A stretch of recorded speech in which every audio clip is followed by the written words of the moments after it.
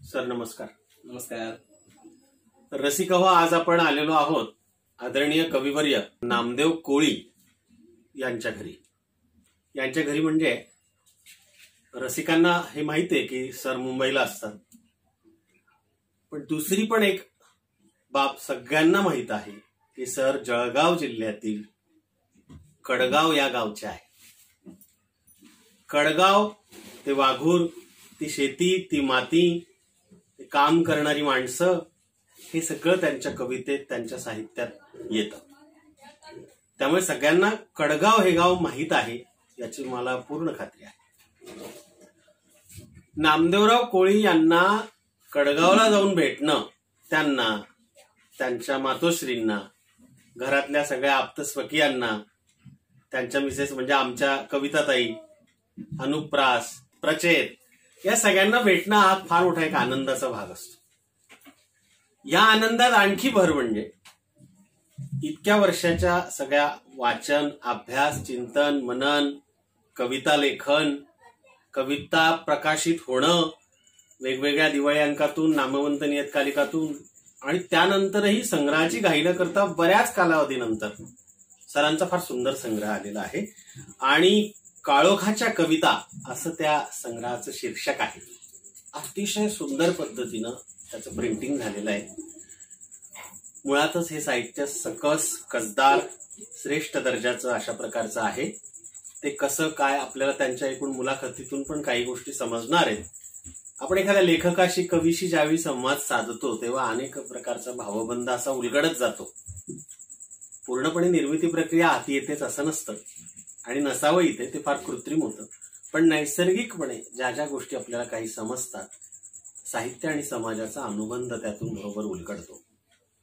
काळोखाच्या कविता या कविता संग्रहानिमित्त आपणा सर्वांच्या वतीने आणि व्यक्तिशः माझ्या वतीनं मी आमचे आदरणीय मित्र नामदेवराव कोळी यांचं हार्दिक अभिनंदन करतो. अभिनंदन सर. धन्यवाद. खूप सुंदर संग्रह आपण मराठीला दिला, खूप चांगल्या कविता मराठीला दिल्या. सर, याचं मुखपृष्ठ सुद्धा फारच सुंदर, फार वेगळं आहे आणि प्रतिकात्मक आहे. फार मोठा मेसेज देणार. याचं प्रिंटिंग, याची रचना, हे वर्णमुद्रा प्रकाशन, वाघो काळे सरांनी लिहिलेलं हे ब्लर्ब, आणि दिनकर मनवर यांचं सगळे रेखाटन आणि बाकी सगळं फार सुंदर सजलंय सर पुस्तक. धन्यवाद सर. मित्र हो, काळोखाच्या कविता हा माझा पहिला कविता संग्रह वर्णमुद्रा पब्लिशर्सने नुकताच प्रकाशित केला आहे. संपूर्ण महाराष्ट्रभरातून वाचक त्याचं स्वागत करतात. खूप छान प्रतिसाद. त्याबद्दल सगळ्यांचे मी धन्यवाद व्यक्त करतो, आभार व्यक्त करतो.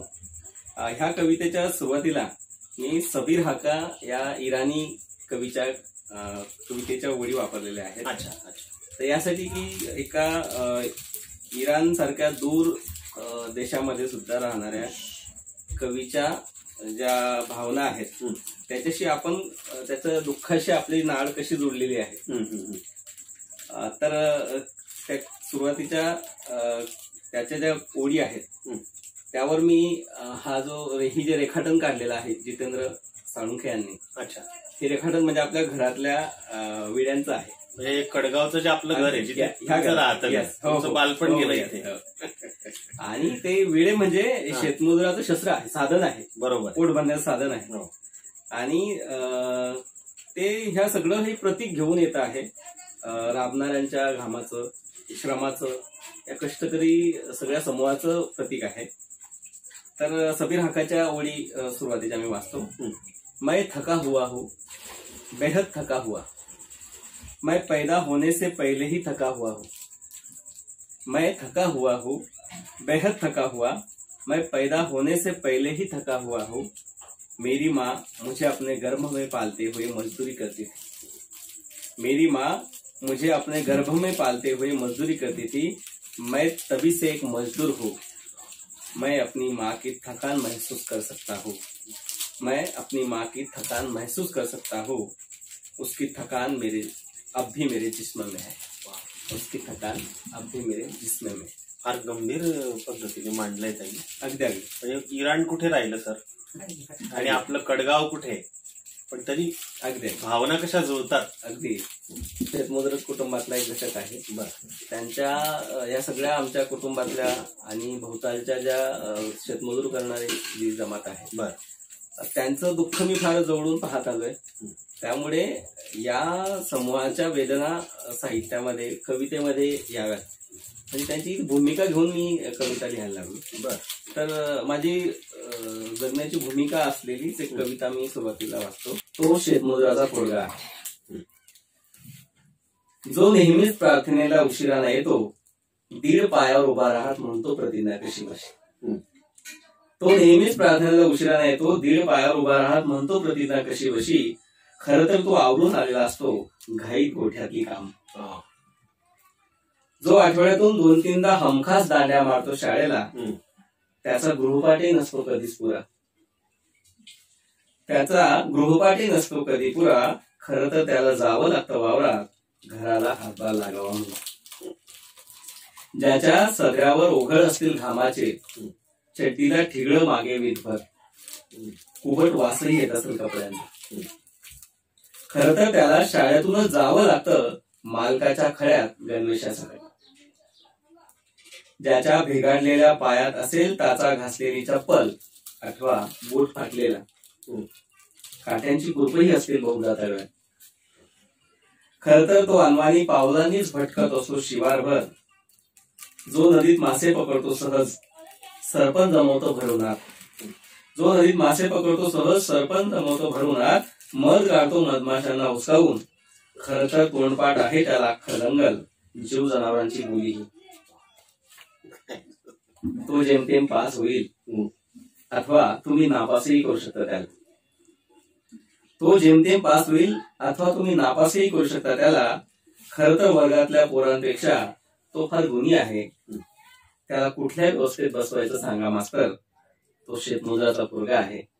तो शेतमजुराचा पोरगा आहे. अरे भावस्पर्शी कविता आहे सरी. आणि समाजाला आपले निकष बदलावे लागतील की काय हे झाला म्हणतो ना आपण. जसं विद्यार्थ्यांचं प्रोग्रेस कार्ड असतं प्रगती पुस्तक, तसं शिक्षकांचे असावा असंही एक मुद्दा उपस्थित झाला. तसं अशा वेगवेगळ्या हाल हलाखीत, त्रासातून, उपेक्षा आणि कुचंबणा सहन करत, आर्थिक अडचणी सहन करत जे मुलं शिकतात ग्रामीण भागात खेडेगावात, त्यांच्या साहित्यात त्याचं प्रतिबिंब ते जर लिहिते हात असले तर उमटतं. तर त्यांच्यासाठी वेगळेच निकष लावले पाहिजे शिक्षण. हिशेब नावाची कविता आहे की पाटलाच्या पोरीनं वापरलेली पुस्तकं मला मिळावीत म्हणून खंडीभर ढोरं गवाऱ्यात फुकट वागवली बापान. पाटलाच्या पोरीनं वापरलेली पुस्तकं मला मिळावीत म्हणून खंडीभर ढोरं गवाऱ्यात फुकट वागवली बापानं. त्याच पुस्तकातून शिकलो इतिहास, नागरिक शास्त्र, मूल्य शिक्षण. मास्तरानं पोरावर ध्यान ठेवावं म्हणून डाळ दाना देत राहिली माय, पोटातलं पोट काढून हेमान. त्याच मास्तरकडून शिकून घेतल्या गणित सोपं करण्याच्या पद्धती. आज मी सहज सांगतोय जुना हिशेब. पाटलानं 100-150च्या पुस्तकापायी बापाचे इतके तितके हजार बुडवले आणि शेर असते दाळदाण्यातून मास्तरचे अमुक तमुक पैसे शिल्लक राहिले. आज मी सहज सांगतो जुना हिशेब. पाटलानं 100-150च्या पुस्तकापायी बापाचे इतके तितके हजार बुडवले, शेर असते दाळदाण्यात मास्तरचे सालभरात अमुक तमुक पैसे शिल्लक राहिले. अक्षर शून्य मायबापाला हिशेबातलं कवडी इतकंही कळत नाही. अक्षर शून्य मायबापाला हिशेबातलं कवडी इतकंही कळत नाही. पण पोराला हिशेब येतो याचा आनंद आभाळात मावत नाही. याचा आनंद आभाळात मावत नाही. काय काही कविता अशा असतात ना सर, त्याच्यावर काय प्रतिक्रिया द्यावी आपण. विचारात पडतो माणूस. इतकं ते अस्सल. आणि ह्या कवितेत काहीच कल्पना नाही हो. जे जगलंय, जे भोगलंय, जे पाहिलंय, जे अनुभवलंय तेच मांडलंय. याच शेतमजूर समाजामध्ये मुलींची परिस्थिती कशी असते ती फार जवळून पाहिली की आमच्या कुटुंबातल्या ज्या बहिणी आहेत त्या आणि इतर ज्या शेतमजूर घटकातून आलेल्या मुली आहेत त्यांच्याच म्हणजे कसं जगणं त्यांच्या वाटेला येतं. शेतमजुराच्या पोरी या शीर्षकाची कविता. अकाली शहाण्या होतात शेतमजुराच्या पोरी, पाटी दप्तराच्या वयात येते डोक्यावर शेणाची पाटी. त्या नाही धरत हे का पार्लर बिर्लरचा, त्या घासून काढतात घसंड्यानं आपली कातडी. खेळण्यांसाठी नाही रुसत आणि टाळूही शकत नाही विड्या कृप्यांना. त्यांना नसतात आवडीनिवडी, मेलेलं असतं त्यांचं भुकेचं 6वं इंद्रिय. परकऱ्या पोरी उजवतात अचानक, पिवडे होतात हात अजाणतेपणीच. दुपारच्या सावल्या विराव्यात पावलात, इतका अलगद पसरतो काळोख त्यांच्या जगण्यात. बालपण हरवलेल्या पोरी विसरतात खेळायला घरघर, त्यांना कुठे वेळ स्वतःसाठी, त्यांच्या जिंदगीलाच लागली घरघर. दिवाळी आखाजी पंचमीला उजळवून टाकतात बापाचं माती घर. उद्ध्वस्त स्वप्नांची डागडुजी करून त्या उडूनही जाता भरकन. त्यांना माहीत असतं सूत्र, मजुराच्या पोरी मजुराच्या घरात. त्यांना माहीत असतं सूत्र, मजुराच्या पोरी मजुराच्या घरात. म्हणून त्या उडत नाहीत हवेत, जन्मभर भटकत राहतात सुखाच्या शोधात. शेतमजुराच्या पोरी गरीब गाई, बिनबोभाट आपलासा करतात अनोखी खुंटा. स्वीकारतात आपल्या वाटेचा भोगवटा, रात्रीचा दिवस करत भोगतात आपली जन्मठेप. नांगरटीत वेचतात धसक आशा, कपाशीची बोंड काढतात होतात बेजार. अनाजाच्या टोपल्या उफनताना विनवतात वाऱ्याला, मालकाचं पीक फुलावं म्हणून करतात पावसाला आर्जव. वाटेतले निखारे पायदळी तुडवत त्या गात असतात सावलीचं गाणं. चासेबंदी भक्यावर माती होईस्तर बिनघोर राबत असतात शेतमजुराच्या पोरी. बिनघोर राबत असतात शेतमजुराच्या पोरी. सर, या कवितांमधलं जे वास्तव आहे ते त्या मुलीचं स्त्रीचं जे जन्मभराचं दुखणं खोपणं आहे, वेदना आहे ठसठसणाऱ्या, या तुम्ही शब्दांकित केल्या आहे. ह्या सगळ्या बाबी इतक्या वास्तव आहेत, इतक्या जीव घेण्या, मनाला खूप वेदना होतं सर असं काही वाचताना किंवा ऐकताना. किंवा आपण एरवी पण ज्यावेळी संवाद साधतात तेव्हा काही घडलेल्या घटना प्रसंग अशा सांगतात की एखादा चित्रपट आपण पाहतोय की काय, तर ते मनाला घायाळ करणार असतं सर. हे सगळं तुम्ही जवळपास आसपास म्हणजे समोर पाहिलं असेल सगळं. आणि म्हणजे असं माझं म्हणणं नाही की आपण घरातच सगळं अनुभवतो. घरात, नातेवाईकात, मित्रपरिवारात, गावात, अशा अनेक ठिकाणी आपलं अवलोकन सुरू असतं. तुम्ही हे सगळं कसं पाहिलं, तुमच्या मनात कसं साचलं आणि ते कसं प्रकट झालं, म्हणजे नेमके तुमची जडणघडण कशी आहे सर? खडगाव आणि वातावरण आता आम्ही पाहत आहोत, त्याचा संबंध आपल्या साहित्याशी आहे, ते आम्हाला सांगा. तर आनंद यादवांचं एक स्टेटमेंट मला आठवतं. ते म्हटले की टीनेजर म्हणजे 17-18 वर्षापर्यंत आपण जे जीवन अनुभवतो, जीवन जगतो, तेच आपल्याला आयुष्यभर पुरतं लिहायला.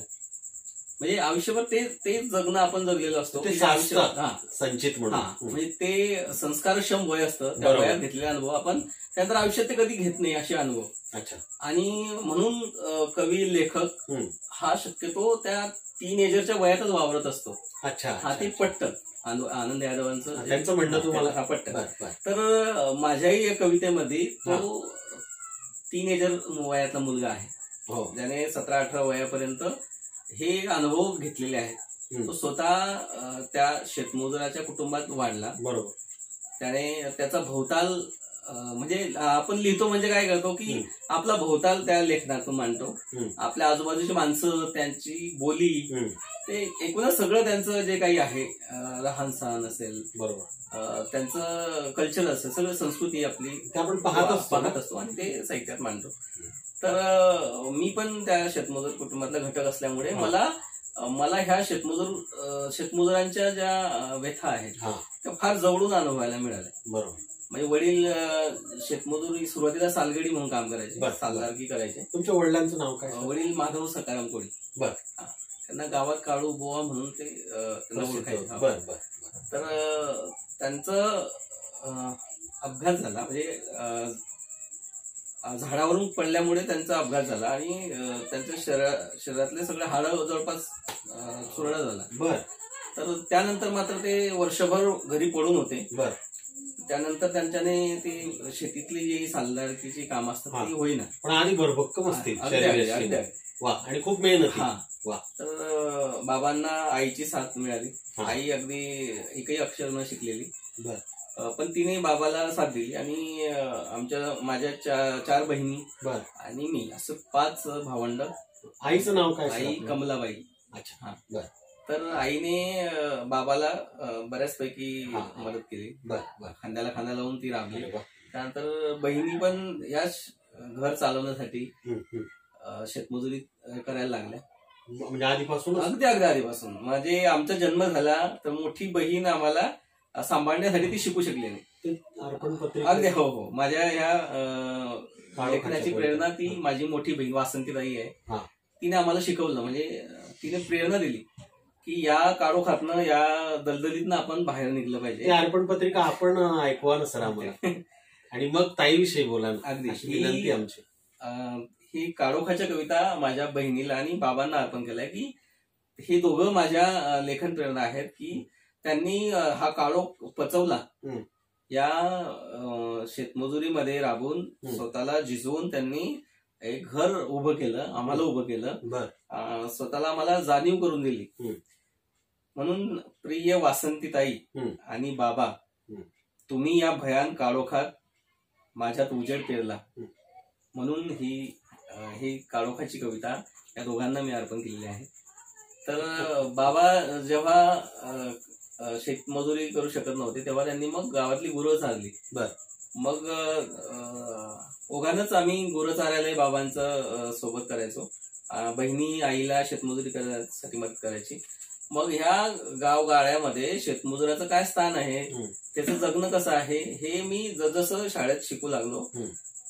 शाळेतनं काही धड्यांमध्ये मराठीच्या त्यामध्ये असं काही अधूनमधून चित्र न्यायचं, किंवा शाळेच्या ग्रंथालयातनं काही पुस्तकं वगैरे मिळायची. त्यामुळे आम्हाला एक थोडंफार का होईना पण बाहेरचं जग कळायला लागलं वाचल्यामुळे. कडगावला शिक्षण झालं. कडगावला माझं शिक्षण झालं. आधी जिल्हा परिषदेच्या शाळेत 4थी पर्यंत, नंतर गावाबाहेर जयहिंद विद्यालय ही शाळा आहे, 10वी पर्यंत तिथे शिकलो.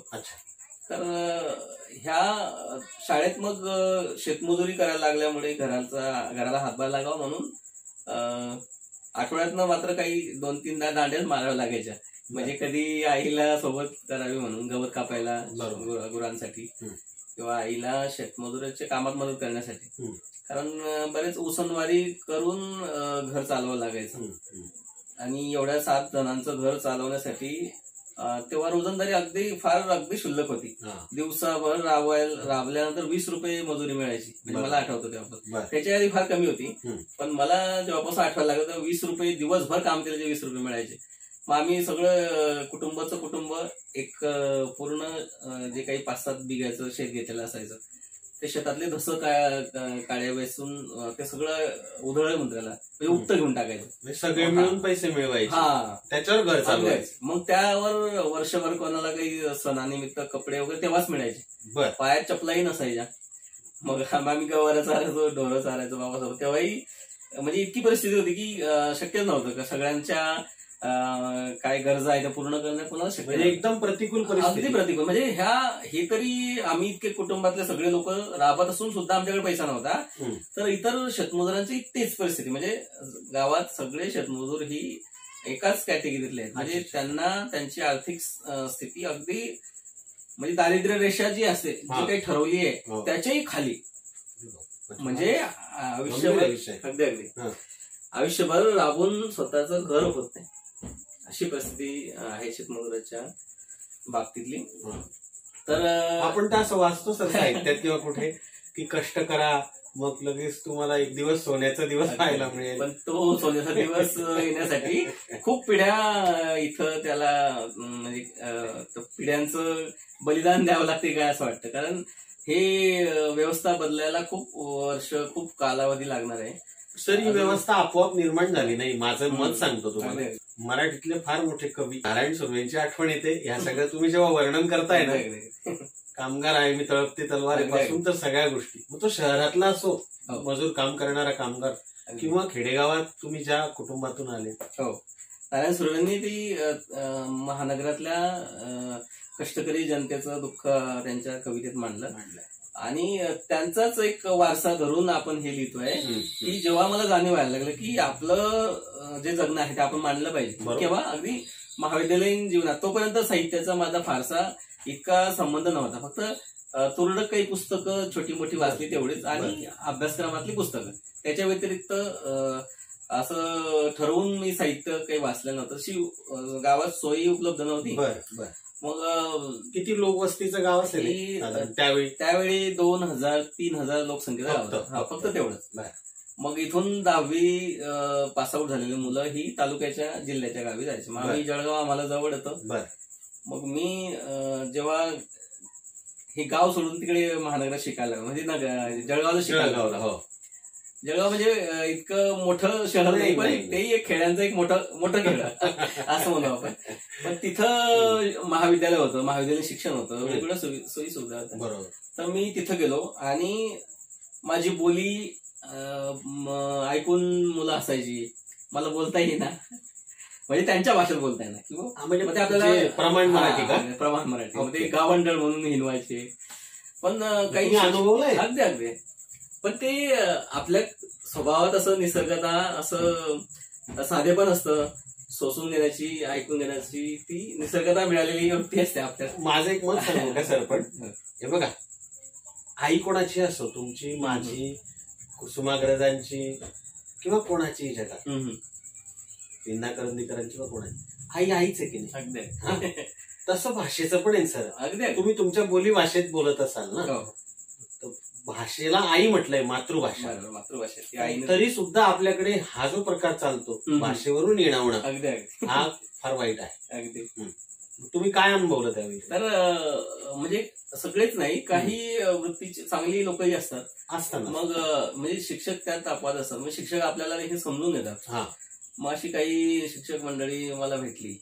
म्हणजे मी तिथं ग्रॅज्युएशन केलं त्या महाविद्यालयात.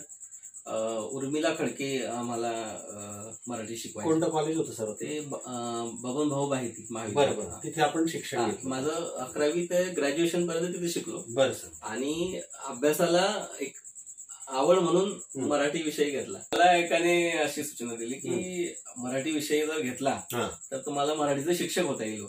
आणि काय आपण काही ध्येय ठरवलं नव्हतं, पण मला तेव्हा वाटायला लागलं की शिक्षक म्हणजे आपण विद्यार्थ्यांना जसं म्हणजे शिक्षक होणं नेहमी इतर व्यवसाय उद्योगांपेक्षा कधीही चांगलं. आपण पोरांमध्ये रमतो, आपलं काही अनुभव विश्व पोरांना सांगू शकतो. बरोबर. त्यांना त्यांच्या जीवन मार्गावर काय चांगलं सांगू शकतो असं. तर तेव्हा मला वाटलं का आपण मराठी विषय शिकवू शकतो बऱ्यापैकी. कारण ते काही आतून आवड होतीच थोडीफार. तुमच्या आत्ताच्याही संवादावरून वाटतं सर की तुम्ही मराठीचे शिक्षक प्राध्यापक म्हणून जास्त. हो. तर ते पुढे झालं तसं, पण ते कंटिन्यू राहू शकलं नाही. त्याला एक वेगळी कारण आहेत. पण माझं जेव्हा ग्रॅज्युएशन करत होतो तेव्हा बाहेती महाविद्यालयामध्ये लायब्ररीमध्ये मी कमवा शिका योजनेअंतर्गत तिथं कामाला लागलो होतो. तर तिथं त्या ग्रंथपालांना, तिथं TS पाटील नावाचे ग्रंथपाल, ताराचंद पाटील, खूप साधा माणूस, गावातून आलेला. पण त्यालाही मग आमची नाळ त्याच्यामुळे जोडली की गावातून आलेलं पोरग संघर्ष करून इथं आलेला आहे, तो शिकू पाहतोय, काही ते वाचू पाहतोय. सर खूप जणांना काही वेळा चांगले ग्रंथ मिळतात. चांगले ग्रंथपाल मिळते, खरंच भाग्याचं आहे. तर ते त्यांच्यामुळे मला ते पूर्ण दालन मिळालं. तिथं ग्रंथामध्ये दिवसभर मी तिथं राहायचो. अगदी ठरवलेल्या वेळेपेक्षा जास्त वेळ तिथं रमायचो मी. मला कुठं माझे मित्र कुठं हरवलेला असो, कुठं मी त्यांना सहज उपलब्ध होत नसेल तर ते सरळ ग्रंथालय द्यायचे, मग तिथं आहे असं.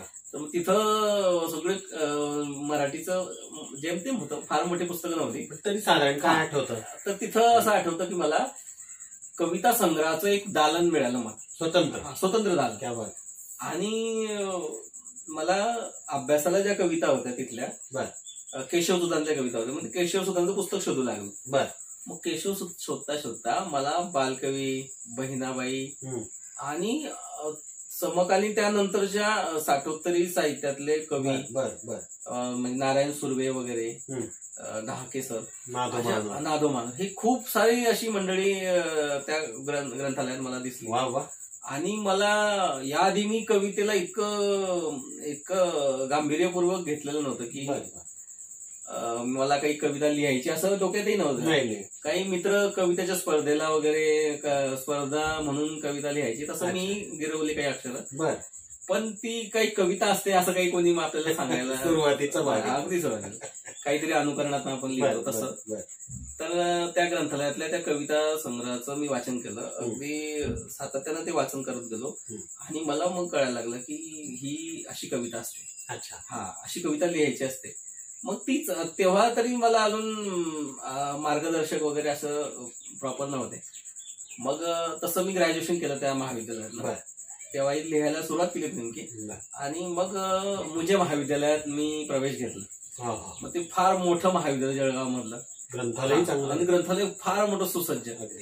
मग तिथली जी मंडळी होती शिकवणारी, त्यात प्राचार्य डॉक्टर किसन पाटील होते आणि बरेच लोक होती जुन्या पिढीतली. सरांचा अभ्यास खूप आहे, पीएचडीचे मार्गदर्शक. अगदी अगदी. तर सरांनी जेव्हा मी भीत सरांना माझ्या कविता दाखवल्या, मग सरांनी त्या कविता वाचून सरांना असं वाटलं की हा जो काही लिहितोय याला लवकर कविता सापडू शकते, म्हणजे शक्यता आहे याच्यात, असं त्यांनी तपासणी केली माझी, मार्गदर्शन केलं. आणि तेव्हा मला खूप बरं वाटलं की आपण काहीतरी करू शकतो, आता ही कविता आता मी लिहू शकतो. तर अशी मंडळी आपल्याला म्हणजे प्राध्यापक मंडळी, गुरुजन मंडळी भेटली. मग हळूहळू जळगाव शहरामध्ये प्रकाश किंगावकर आहेत, अशोक कोतवाल आहेत, अशोक कौतिक कोळी आहेत जामनेरचे. मग त्यामुळे हा साहित्य व्यापार काय असतो, साहित्य विश्व काय भानगड आहे ही, म्हणजे लिहिणाऱ्यांचं म्हणजे विश्व कसं असतं, ते कसे लिहितात, त्यांचे लेखन वैशिष्ट्य काय काय असतात. त्यामुळे मला कवितेला माझा एक मार्ग सापडला. आणि त्या काळात MA ला बरीच मराठी साहित्याची पुस्तकं वाचण्यात आली. त्याच्या अवांतर तिथे योगायोगानं ग्रंथालयातच मी कमवा शिकांतर्गत कामाला होतो. पुन्हा ते मात्र समुद्र होता तिथं, म्हणजे ह्या महाविद्यालयापेक्षा तिथं अगदी खूप असं महासागर होता की मला ती इतकं 3-4 वर्ष तिथं होतो मी. काय वाचलं त्या काळात? तिथं अगदी जे हाती येईल ते काही नवीनच विश्व होतं माझ्यासाठी, सगळं काही थोडंफार 8-10. तर मला तिथं मराठी ग्रामीण कवितेतलं जे काही आहे, ग्रामीण साहित्यातलं खूप जवळ होतं. म्हणजे व्यंकटेश माडगुळकर, तुम्हाला ते आपलंच वाटतं? मला फार असं आनंद यादव. मग हे मला वाटलं की अरे हे तर आपलंच आहे. आपलं जे आहे म्हणजे शेती मातीचं तर आहेच ते, पण शेतमजूर हा जो घटक आहे आपण जे जपतो ते नाही आहे. म्हणजे शेतमजुरावर कोणीच लिहिलेलं नाहीये असं मला जाणवलं तिथं. अच्छा. म्हणून मग मी माझ्या लिहिण्याची भूमिकाच ती ठेवली की हा जो अलक्षित घटक आहे की ज्याच्यावर कोणीच लिहिलं नाहीये, मग ते कोणी लिहावं, ते आपणच लिहिलं पाहिजे असं मला तेव्हा जाणवलं. म्हणून मी ठरवून शेतमजुराचं दुःख जे काही आहे ते माझ्या शैलीत मांडण्याचं. शैली वगैरे ते फार नंतरचा भाग, पण काही महत्वाचे काही कवी वगैरे तर त्या उत्तम कवितेचं अनुकरण करून आपण सुरुवातीला लिहितो. त्यात मला हिंदीचे मंगलेश डबराल हे खूप महत्वाचे कवी वाटतात. अच्छा. त्यांनी जे काही त्यांचा भोवताल इतक्या साध्या पद्धतीने मांडला आहे, तर मला तशी कविता लिहिता यावी म्हणून मी प्रयत्नपूर्वक अशी हिंदी कवी वाचत होतो. काही प्रकाश किंगावकर वगैरे आहेत, दभा धामनसकर आहेत, दशकातल्या कवींमध्ये नारायण कुलकर्णी कौठेकर आहेत. फार सुंदर. ही अशी ह्या कवींना मी वाचत सुटलो, म्हणजे जे येईल त्यांचं सगळं साहित्य वाचायचं. म्हणजे तेव्हा मला मग कविता फार आपली वाटायला लागली आणि तिच्याकडे गांभीर्यानं मी बघायला लागलो. आणि ते माझं शेतमजुराचं दुःख, जे की मी आता आपण जो सुरुवात केली ती की हे सगळं तुम्ही मला विचारलं की हे काय शेतमजुराचं तुम्ही जे जगणं आहे ते काय कसं अनुभवलं, तर तो शेतमजुरा पोरगा तिथं कविता लिहायला लागला. म्हणजे इथं जगण्यापासून ते लिहिण्यापर्यंत, म्हणजे हे जे काही पहिले जे काही मी लिहिलं सुरुवातीला मी जवळपास 2006 पासून ते लिहायला लागलो. काही सुरुवातीच्या कविता मला ऐकवा. अगदी अगदी. तर मला त्या महाविद्यालयात असतानाच मी काळोखाच्या कविता नावाच्या कविता लिहिल्या होत्या. महाविद्यालयात असताना म्हणजे संग्रहाला शीर्षक दिलंय. अगदी अगदी. तर त्या कविता 2011 साली कुठे आल्या त्या? परिवर्तनच्या वाटसरू या परिवर्तनाचा वाटसरू ही पाक्षिक आहे. वेगळं दर 15 दिवसांनी निघतात. बरं. एक चळवळीच परिवर्तन चळवळीचं आहे. परिवर्तन चळवळ. आणि अभय कांता त्याचे संपादक आहे. अच्छा अच्छा. आणि त्याच मुझे महाविद्यालयात प्राध्यापक देवेंद्र इंगडे यांचं सहाय्यक संपादक होते. बरं. ते माझे शिक्षक. मी नंतर मी इतिहासामध्ये MA करत होतो. बरं. तेव्हा देवेंद्र इंगडे सरांनी माझ्या कविता काही वाचायला मागितल्या. बरं. पण त्यातलं त्यांनी परस्पर त्या नियतकालिकाला आवडल्यामुळे त्या दिल्या. आणि त्या कविता छापून आल्या. कवितेचं शीर्षक होतं काळोखाच्या कविता. बरं. म्हणजे बघा, हे काळोखाच्या कविता शीर्षक देण्यामागचं कारण तेच की माझी पहिली प्रकाशित कविता नियतकालिकातली काळोखाच्या कविता होती. काय योगायोग आहे. आणि ते संग्रहाचं शीर्षक झालं. तर तिथं काही काळोखाच्या कविता म्हणून काही तुकडे मी लिहिले होते. त्यातले मोजक्या इथं घेतलेले. सुरुवातीला साधूचे कूड पुसू नये, नदीचे मूळ पुसू नये. बरोबर. साधूचे कूड पुसू नये, नदीचे मूळ पुसू नये, काळोखाचे कूड पुसू नये. इतिहासात काळोखाचे संदर्भ आहेत. इतिहासात काळोखाचे संदर्भ आहेत. अर्थात काळोखाला इतिहास आहे. बरोबर. काळोखात कड्यांची फुलं होतात, उजेड्यात फुलांची उधळण. काळोखात कड्यांची फुलं होतात, उजेड्यात फुलांची उधळण. काळोखात माणसं भूत होतात, उजेड्यात भूतांची धावपळ. काळोख तुझ्या आधी आणि नंतरचाही. बरोबर. काळोख तुझ्या आधी आणि नंतरचाही एक वफादार सोबती. कविता तेव्हाही होती, आजही आहे. कविता तेव्हाही होती, आजही आहे. रात्रीला घट्ट बिलगलेल्या काळोखासारखी. रोज रोज राती मनाच्या भोवती, रोज रोज राती मनाच्या भोवती जळत व्याधी काळोखाच्या, जळत व्याधी काळोखाच्या. तर ह्या काळोखाच्या व्याधी, जो काळोख या घरात मी अनुभवला, या समाजात अनुभवला, त्या काळोखाचं जे काही प्रतीक बनून ह्या कविता माझ्या या संग्रहात आलेल्या आहेत. काळोखाच्या काहींनी फार सुंदर लेखलेलं. म्हणजे फारच प्रतिम. उत्तर महाराष्ट्र विद्यापीठ, आपल्या कवयित्री बहिणाबाई चौधरी उत्तर महाराष्ट्र विद्यापीठाच्या मसू पगारे सरांनी याच्यावर लिहिलेलं. कवी श्रीकांत देशमुख यांनी पण लिहिलं. अशोक कौतिक कोळी यांनी. आणि ह्या पुस्तकाला डॉक्टर भरतसिंग पाटील यांनी त्यांनी खूप अभ्यासपूर्ण अशी प्रस्तावना नाही म्हणणार, पण समीक्षा लिहिली आहे. आणि ती समीक्षा या कवितेला जोडून ह्या पुस्तकात छापलेली आहे. बरं. तर ती प्रस्तावनेसारखीच आहे. कवितेचा आशय विषय त्यातून उलगडतात. महाविद्यालयीन काळापर्यंतचा भाग आपण आता चर्चेमध्ये पाहिला की त्यावेळी प्राचार्य डॉक्टर किसन पाटील सरांचं खूप चांगलं एक मार्गदर्शन. ते स्वतः ग्रामीण भागातून आले आहेत आणि आपल्याप्रमाणेच अनेकांना ते मार्गदर्शन करत असतात. आता आमच्यासारखी मंडळी 20 वर्षापूर्वी ज्यावेळी जळगावात आली, आम्ही किसन पाटील सांगा. मार्गदर्शन हा शब्द तुम्ही म्हटलात, पण हे मार्गदर्शन वगैरे आपल्याला मिळतच. योग्य वळणावर आपल्याला गुरु वगैरे सांगतात. पण त्याआधी काही मित्र असतात आपल्याला की त्यांची आपण प्रेरणा घेतो. तर लिहिण्यामध्ये माझा एक मित्र आहे मोरेश्वर सोनार. अच्छा अच्छा अच्छा. फार गुणी पोरगा आहे की त्याला तुमचं फार प्रेम आहे. तो माझं प्रेम आहे, पहिलं प्रेम आहे. तो कळगावला आल्या तू मला सांगितलं मोरेश्वर पण. म्हणजे मी कविता लिहायला लागलो. अच्छा. ही मूळ प्रेरणा त्याची. म्हणजे तो कवी मला साक्षात कवी म्हणून तो भेटला. असं जेव्हा मी महाविद्यालयीन वयात होतो तेव्हा मोरेश्वर भेटला. म्हणजे एका वर्गात का तुम्ही? अगदी एका वर्गात, एका बाकावर बसणारी माणसं. बरं. तर त्याचा माझा असा लढा लागला. आणि कवितेचं हे नाळ असते की ते माणसाला आपोआपच जोडून येतात. वा वा. तर त्याच्यात माझी कविता होती, अजूनही आहे. तो सातत्यानं नाही, त्याच्यात तो लिहित नाही म्हणून ठीक आहे, पण तो उत्तम कवी आहे. तो चांगली कविता लिहित होता म्हणून मला चांगली पुस्तकं त्याने सुचवली की अशी पुस्तकं आपण वाचली पाहिजे. म्हणजे वाचनाची आवड त्याच्यामुळे लागली, मोरेश्वर सोनारमुळे. अच्छा. त्यामुळे ते कृतज्ञता म्हणून आपण उल्लेख केला. त्या काळामध्ये जळगावचं कुठलाही साहित्यिक, अगदी जो खेड्यापाड्यांवर राहणारे आसोदा, भादली तिकडे कुठंतरी कुराळ खुर्द पाचोरा तालुक्यात अशा नाव सांगा ना मला. हा, तर कुराळ खुर्दला तिकडे जगदीश पाटील नावाचे कवी आणि कथाकार आहेत. त्यांना भेटलो. वा. त्यानंतर पांडुरंग सुतार हे पाचोऱ्याचे हो. तर ते मऊ झाऊस वगैरे महत्वाच्या नेत्याने लिहिणारे कविता पण वाचले ते लिहायचे. तर अशी माणसं इतकी साधी राहणी आणि काय त्यांचं लिहिणं आहे, त्यांचा आदर्श घ्यावा असं. तर अशी माणसं तालुक्याच्या गावांवर फिरायचो. या लोकांचं प्रेम मिळालं अगदी पूर्ण कुठं कार्यक्रम असेल, तालुक्याच्या गावावर असेल, महाराष्ट्रावर कुठेही असो, महाविद्यालयीन युवकांना जे काही सुविधा असतात त्यात आम्ही जायचो. पण जळगाव शहरामध्ये मग अगदी ज्ञानेश मोरे जे कादंबरी लिहितात वगैरे, मग नाधो मानव दादा त्यांच्या घरी जाऊन त्यांना भेटलो. आणि म्हणजे मसू पगारे सर, प्रकाश किनगावकर सर, अशोक कोतवाल, चित्रकार राजीव बाविस्कर सर, म्हणजे जे जे लेखक कवी आम्हाला माहीत झाले हळूहळू तसं आम्ही मग आमचा एक गोतावळा तयार झाला, एक गटच तयार झाला. त्यामध्ये गोपीचंद धनगर आहे, प्रफुल्ल पाटील आहे, मोरेश्वर सोनार आहे, रत्नाकर कोळी नंतर वगैरे.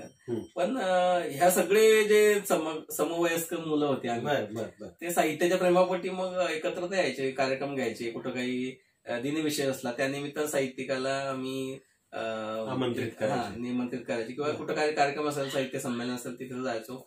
तर त्यावेळी गेले होते तुम्ही संमेलन? संमेलन अखिल भारतीयला नाही गेलो, पण वेगवेगळ्या छोट्या मोठ्या जिल्ह्यांचे किंवा काय.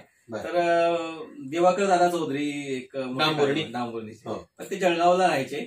मग त्यांच्या बरोबर महेंद्र भास्करराव पाटील, बाळकृष्ण सोनवणे, ही सगळी साहित्यिक मंडळी आपोआप अशी भेटत गेली. तर त्यांच्याकडनं, या सगळ्या लोकांकडनं जे जे काही आपल्याला चांगलं मिळेल, शिकायला मिळेल, ते घेत गेलो आणि घडत गेलो, लिहित गेलो. बाकी असा प्रवास आहे आपला. वा. तर मी मग अशी म्हणत होतो की किसन पाटील सरांचं सुद्धा आम्ही 20 वर्षापूर्वी ऐकायचो, आणि त्यांच्यासारखी जी प्राध्यापक मंडळी गंभीरपणे आपलंही लेखन करतायत, पीएचडीचं एका बाजूला मार्गदर्शन सुरू आहे, तर यांच्या भाषण व्याख्यानातून, त्या तत्वविचारातून काही ना काही नक्कीच आपल्यावर संस्करण होत असतं. प्रत्येकाची एक वेगळ्या प्रकारची वाटचाल आणि जडणघडण असते सर आपल्या आयुष्यात. आपण एम ए मराठी झाला, एम ए मराठी चांगल्या मार्कांनी आपण नक्कीच यश मिळवलं.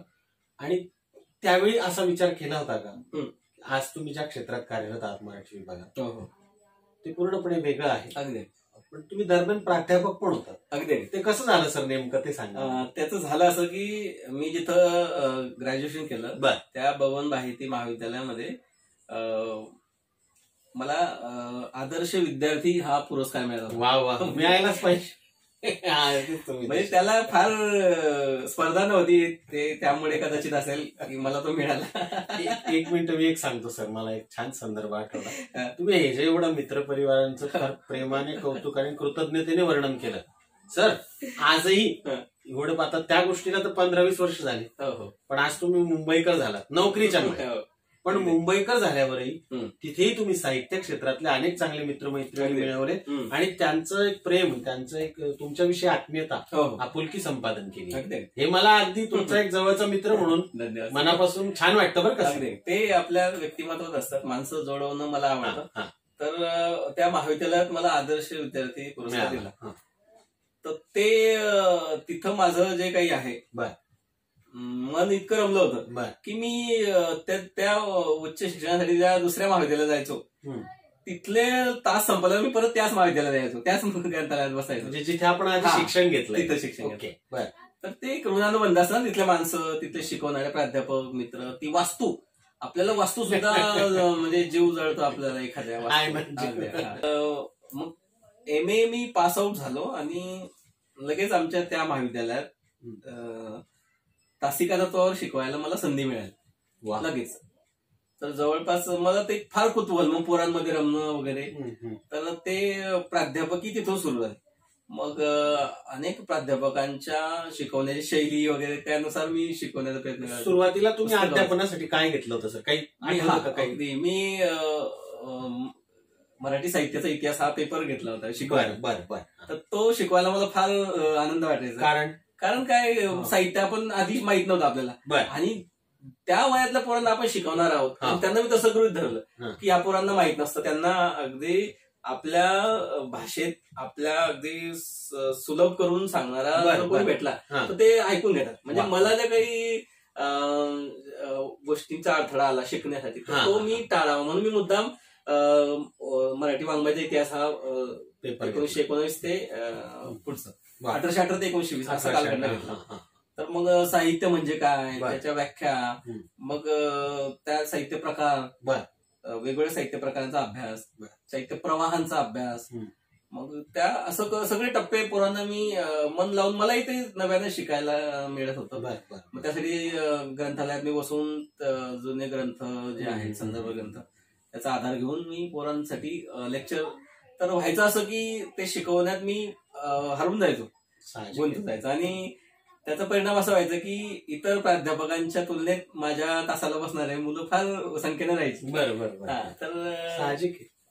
मग हळूहळू तिथलं सांस्कृतिक विभाग, बर. तिथलं राष्ट्रीय सेवा योजना विभाग बर. या विभागात काम केल्यामुळे पोरांच्या सोबत राहिल्यामुळे पोरांचं लाळाने विद्यार्थी नाव काढत अगदी आहे ते एक आहे. मग त्यानंतर सलग 9 वर्ष मी प्राध्यापकी केली. जेव्हा मी वाघूर वगैरे नियतकालिकाचं माझ्या डोक्यात आलं, लोकांनी मला म्हणजे त्याचं एक वाघूर नियतकालिक सुरू होण्याची एक वेगळी कथा आहे. मी या साहित्य वर्तुळात जळगाव तालुका संदर्भात, जिल्ह्या संदर्भात किंवा एकूण खानदेश म्हटलं तरी काही वावगं ठरव नाही. तर खानदेशातल्या सगळ्या साहित्य चळवळीमध्ये मला आनंदाने मी त्याचा अभ्यास करायचो. बर. त्या चळवळीचा भाग झाला होतो. तुम्ही कडगावून जायचे? हो अगदी. बर बर. मला त्याच्यासाठी घरून अशी पूर्ण मुभा होती. म्हणजे बाबा मला कधी म्हटले नाही. नंतर जेव्हा मी महाविद्यालयीन शिक्षण घेतो तोपर्यंत मी त्यांच्यासोबत गुरं चारायचो. हो. शनिवार रविवार आणि उन्हाळ्याच्या सुट्ट्या पूर्ण त्यांच्यासोबत असायच्या. सगळी कामं केली त्यांची. हा, तर त्यामुळे त्यांना वाटायचं की आता पोरगं शिकताय, बरोबर. चांगली गोष्ट. त्याने आता ह्या जोखडातून निघावं आणि त्याने त्याचं स्वच्छंदी फिरावं, बर. त्यानं त्याचं तर क्षेत्र निवडावं, इतकं स्वातंत्र्य होतं. नाही, मग वडील याचा अर्थ अगदी. व्यापक विचारांचे होते. अगदी अगदी. वा वा. ही चांगली गोष्ट आहे तुमच्या ते आयुष्यावर शिकलेले होते बरं का. परिणाम करणार. त्यांना चित्रकला यायची, असं? त्यांना मूर्तिकला यायची. पण ते त्यांचे वडील गेले आणि लहान भावंडांना सांभाळण्यासाठी त्यांनी पण असा त्याग केला त्यांचा. बर बर बर. तर त्या क्षेत्रात ते नाही तर ते पण काही अगदी, होऊ ते शकले कलावंत असते. होते आणि अच्छा. त्यांचं ते कलेचं कलावंत सत्व. ते आपल्यात परंपरेने आलं. परंपरेने आलं. वा वा. तर हे संदर्भ माहित नसतात. अगदी अगदी. हे या निमित्ताने आपण हो, म्हणून अगदी. संवाद साधतो तेव्हा कळतं. तर ते मला इतकं ते फ्रीडम दिल्यामुळे बर. मला फिरता आलं. हम्म. आणि मग मला कळायला लागलं की आपण तेव्हा आपल्या अस्मिता त्या वयामध्ये हम्म. प्रादेशिक असतात. बरोबर. म्हणजे आपलं भूभाग, आपलं गाव, हो. आपला तालुका, हो, आपलं. हो.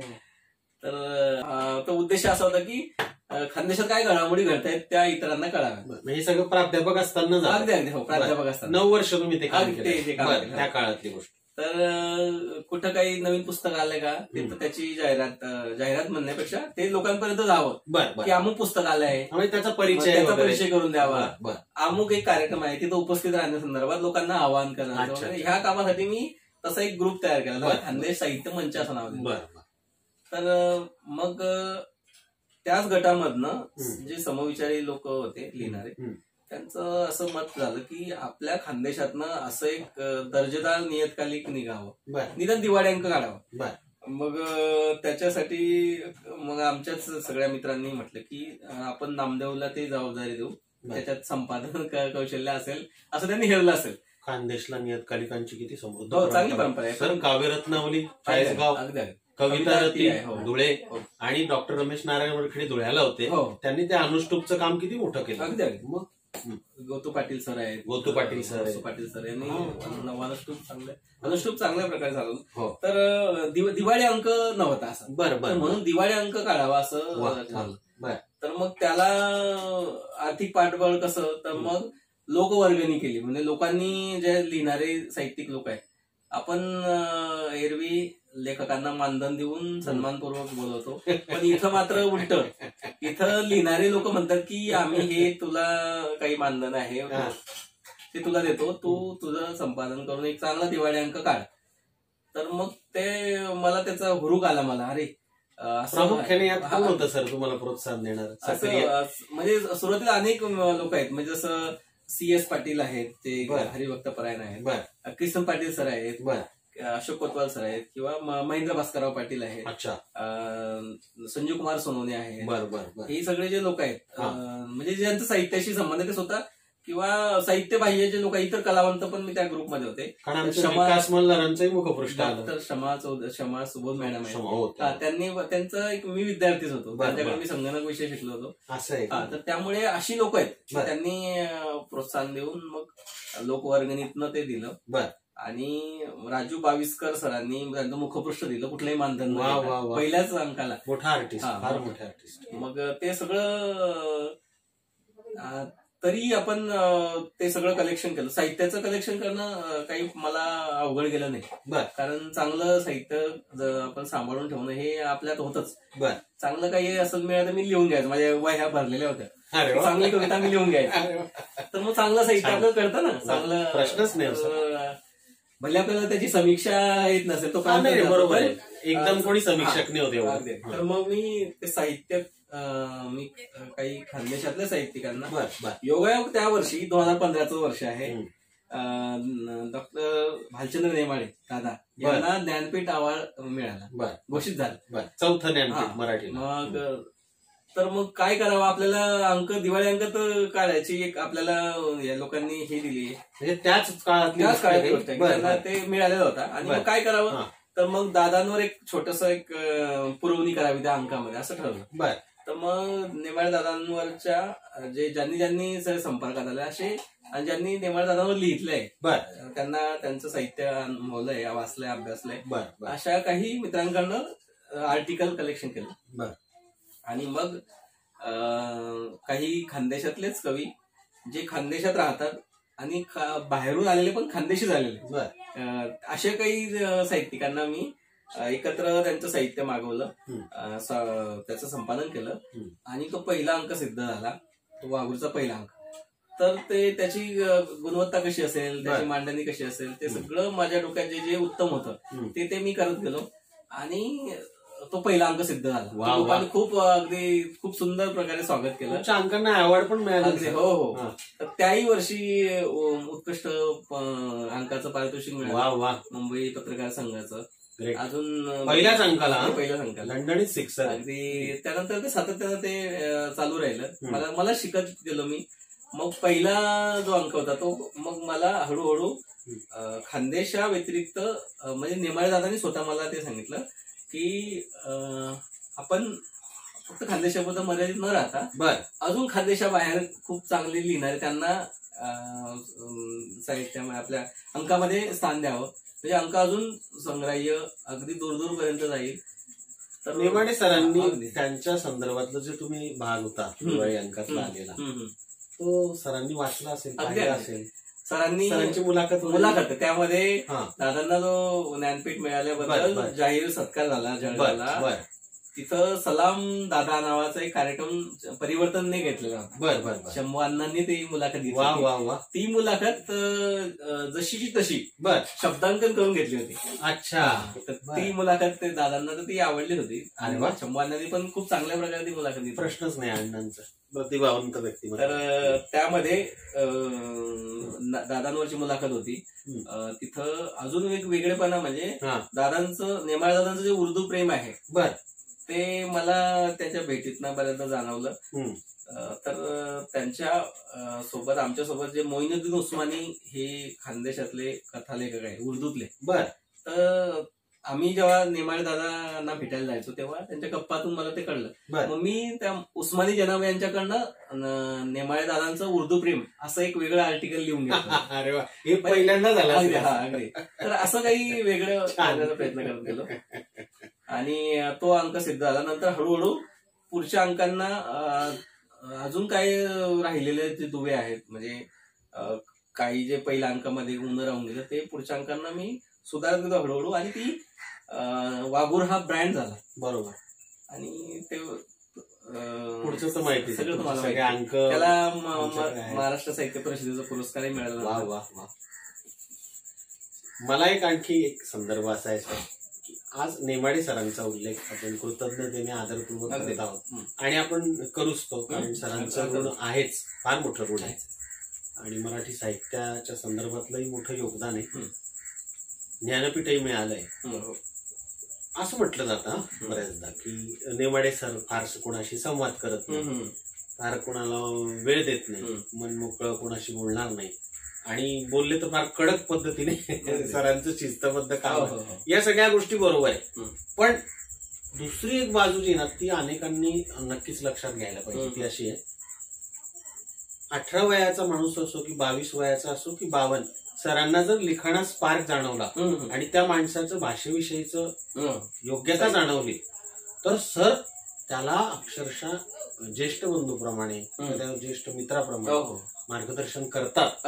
असे मला अनेक लोक अगदी आम्ही ते अनुभवलं आहे. आम्ही त्यांच्याविषयी थोडं सांगा ना सर, तुमच्या आणि त्यांचा सुसंवाद सहवास प्लीज. तर ज्ञानपीठ मिळण्याच्या 2 वर्ष आधी ते असं मला कळलं की नेमाडे दादा दर उन्हाळ्यामध्ये गावी येतात सांगवीला. बर, पण या मोठ्या लेखकाला आपण कसं भेटावं ते आणि एवढं ऐकलेलं असतं त्यांच्याबद्दल आणि कोण आपल्याला भेटू देईल. बरोबर बरोबर. तर मग आमचे महाविद्यालयाच्या मागे जिथं मी शिकत होतो तिथं युनुस शेख नावाचे इंग्रजी विषय शिकवणारे प्राध्यापक आहे.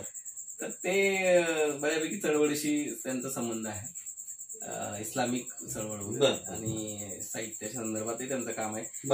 तर ते मला म्हटले की आपण दादांना भेटायला जाऊया. भेटायला जाऊया, चला मग काय करायचं. तुम्ही आधी कोसला वाचलं होतं? हा, ते कोसला त्यांची काही पुस्तकं वाचली, कादंबऱ्या वाचलेल्या, टीका स्वयंवर, टीका स्वयंवर.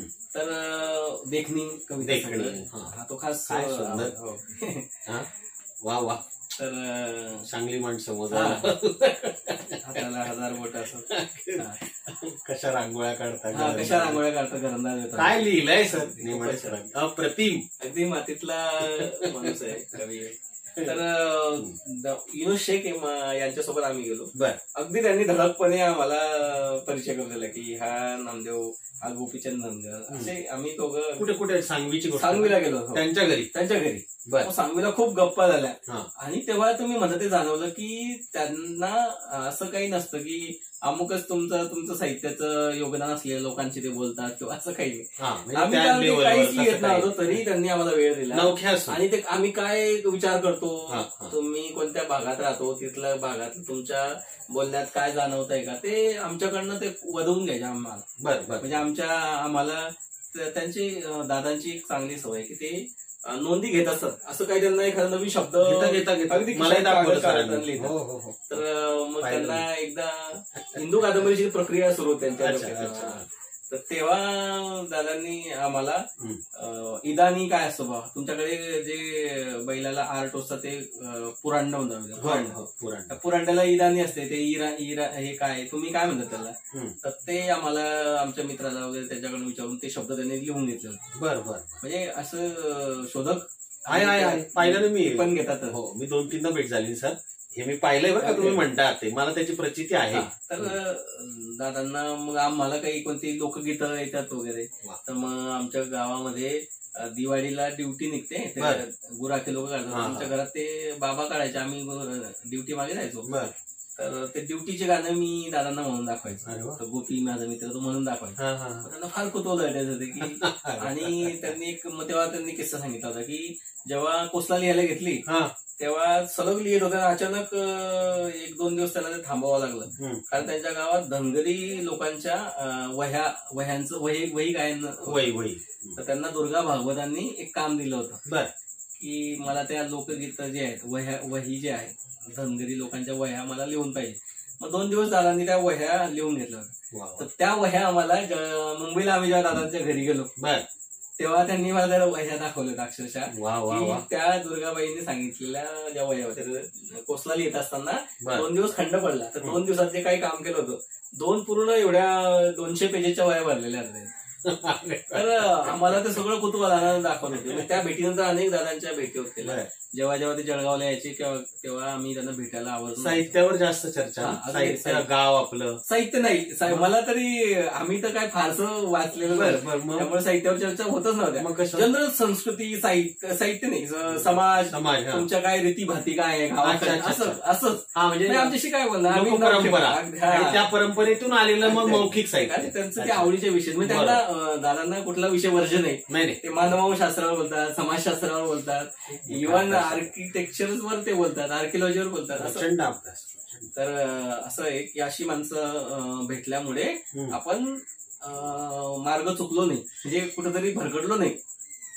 अशी मोठी माणसं आपल्या वाटेत भेटली, आपल्याला त्यांनी सामावून घेतलं. पण नेमाडे सरांचं विशेष प्रेम आपल्यावर अगदी आहे, त्यांचा आशीर्वाद आहेच. सर, तुम्ही वाघूर संपादित करीत असताना मला एक असा प्रश्न विचारायला आवडेल की आता वाघूरला किती वर्ष झाले तुमच्या त्या कामाला? आज 6वं वर्ष आहे हे. म्हणजे तुम्ही 5 दिवाळ्यांक काढले. खूप मोठा मित्रपरिवार या निमित्ताने झाला. आधी तुम्ही ते खानदेशात एक 2 दीप प्रज्वलित केलं आणि तो मुंबईत तुम्ही गेलात. तुमच्यासह वाघूरही मुंबईत गेला, पण पक्का मुंबईकर नाही झाला.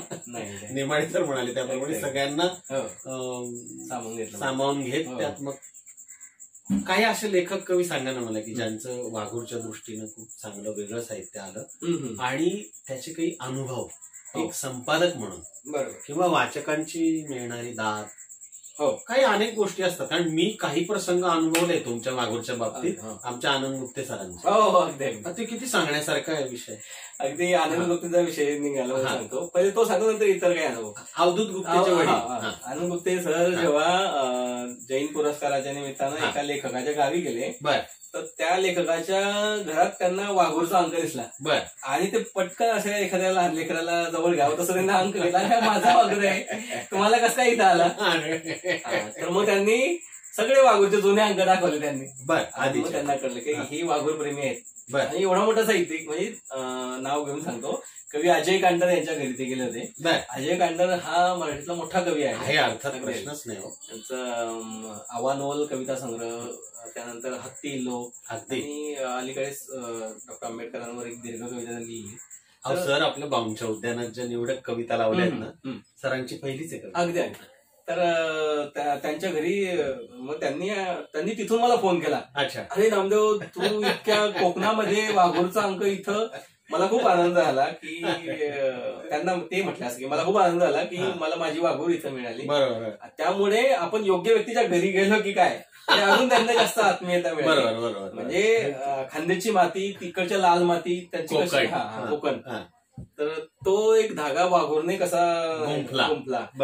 तर अशी अनेक किस्से आहेत. अनेक लोक, एका लेखिकेला नाही का तो संदर्भ, त्यांना ते आवडलं होतं. अगदी. तर तो सांगतो, तो अंक होता 2018चा नदी विशेष अंक.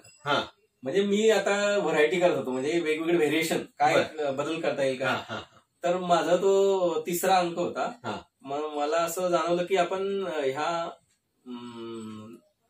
वाघूरचा एक विशेष अंक करावा. म्हणजे संबंध एक अंक एका विषयाला वाहिलेला, नदीबद्दल. मग नदीचा अंक केला. आणि खरं तर वाघूर हे नदीचं ऋण माझ्यावर होतं. म्हणजे आपण जे शेतमजूर वगैरे ते मी सांगितलं माझ्या, तसं एका नैसर्गिक घटक जो आहे नदी, तर त्या नदीचं माझ्यावर इतकं ऋण आहे की मी तिच्या अंगा खांद्यावर खेळलो. अगदी माझे वडील गुरं चारायचे, त्यामुळे मी तिथं गुरं चालत त्यांच्या नदीच्या काठी लहानचा मोठा झालो. तिचं पाणी प्यायलो, तिचं माझ्या रक्तात आहे. त्यामुळे त्या वाघूरचं ऋण म्हणून मी जे माझ्या मित्रमंडळींनी मला लोकवर्गणी करून अंक काढायला दिलं, त्या अंकाचं नाव मी माझ्याच पद्धतीनं माझी इच्छा होती की मनापासून इच्छा होती की त्या वाघूरचं ऋण म्हणून मी वाघूरचं नाव. आणि आता सध्या ते लोकप्रिय झालं, त्यांना आवडलं.